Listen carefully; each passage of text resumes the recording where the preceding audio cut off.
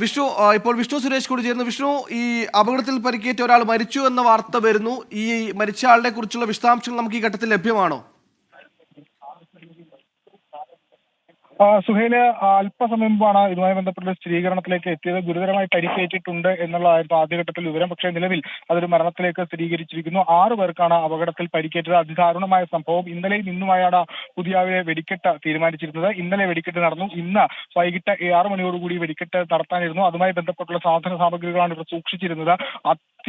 ഉഗ്രശേഷിയുള്ള സ്ഫോടനം നടന്നിരിക്കുന്നത്. ഏകദേശം 300 മീറ്ററോളം ചുറ്റളവിൽ ഏകദേശം 10-ലധികം വീടുകൾ, അതും 2 നില കെട്ടിടമാണ് പൂർണ്ണമായും തകർന്നിരിക്കുന്നത്.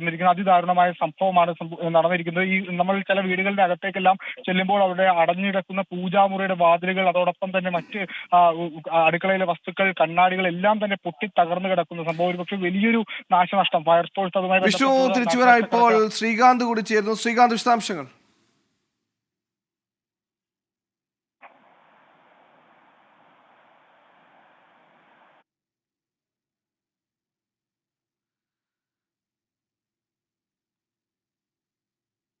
തൃപ്പൂണിത്തുറയിലുണ്ടായ പടക്ക സ്ഫോടനത്തിൽ ഒരാൾ മരിച്ചിരിക്കുന്ന ദുഃഖകരമായ വാർത്ത വരുന്നു. 6 പേർക്കായിരുന്നു പരിക്കേറ്റ്. ശ്രീകാന്ത് ചേർന്നു. ശ്രീകാന്ത്, വിശദാംശങ്ങൾ.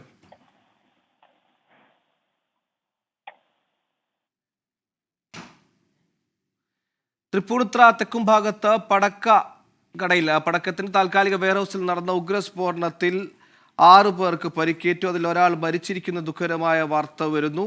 ഏതാണ്ട് രാവിലെ 10:30 അപകടം സംഭവിച്ചിരിക്കുന്നത്. ശ്രീകാന്ത് വിവരങ്ങളുമായി ചേർന്നു. ശ്രീകാന്ത്, ഈ ചികിത്സയിലിരിക്കുന്നവരുടെയും ഇപ്പോൾ മരിച്ചിരിക്കുന്ന ആളുകളുടെയും കൂടുതൽ വിശദാംശങ്ങൾ ലഭ്യമാണോ?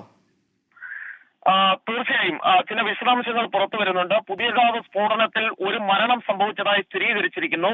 തൃപ്പൂണിത്തുറ സർക്കാർ ആശുപത്രിയിൽ പ്രവേശിപ്പിച്ചിരുന്ന ഒരാളാണ് മരിച്ചത്.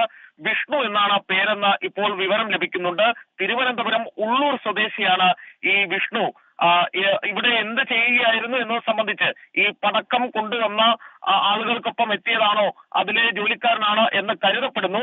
ഈ വിഷ്ണുവാണ് ഇപ്പോൾ മരിച്ചത് എന്ന വിവരം കിട്ടുന്നുണ്ട്. ഉള്ളൂർ സ്വദേശിയാണ്, തിരുവനന്തപുരം ഉള്ളൂർ സ്വദേശിയാണ് വിഷ്ണു. ഈ പുതിയകാവ് അപകടവുമായി ബന്ധപ്പെട്ട് ആകെ 16 പേരാണ് വിവിധ ആശുപത്രികളിലായി ഉള്ളത്. അതിൽ ഒരാൾ മരിച്ചിട്ടുണ്ട്. 4 പേർ അത്യാഹിത വിഭാഗത്തിലാണ്. ജനറൽ ആശുപത്രിയിൽ ഒരാളുണ്ട്. മെഡിക്കൽ കോളേജിൽ 3 പേരുണ്ട്.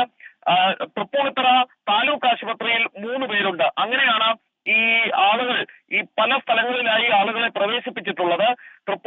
ആകെ 16 പേർക്ക് ഈ അപകടത്തിൽ പരിക്കേറ്റു എന്നുള്ളതാണ്. അപകടത്തിൽ ബാധിച്ചിട്ടുള്ളത് 16 പേരെയാണ്. ഒരാൾ മരിച്ചിട്ടുണ്ട്.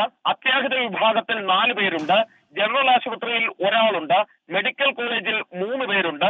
തൃപ്പൂണിത്തുറ താലൂക്ക് ആശുപത്രിയിൽ 3 പേർ അഡ്മിറ്റ് ആയിട്ടുണ്ട്. ഇങ്ങനെ ഇത്തരത്തിൽ ഒരാളെ ഇപ്പോൾ സ്വകാര്യ ആശുപത്രിയിലേക്ക് തൃപ്പൂണിത്തുറ താലൂക്ക് ആശുപത്രിയിൽ നിന്നും മാറ്റിയിട്ടുണ്ട് എന്ന വിവരം കൂടി പുറത്തു വരുന്നു. ഒരാൾ മരിച്ചു എന്നുള്ള കാര്യം ഏറെക്കുറെ സ്ഥിരീകരിക്കാം ഇപ്പോൾ.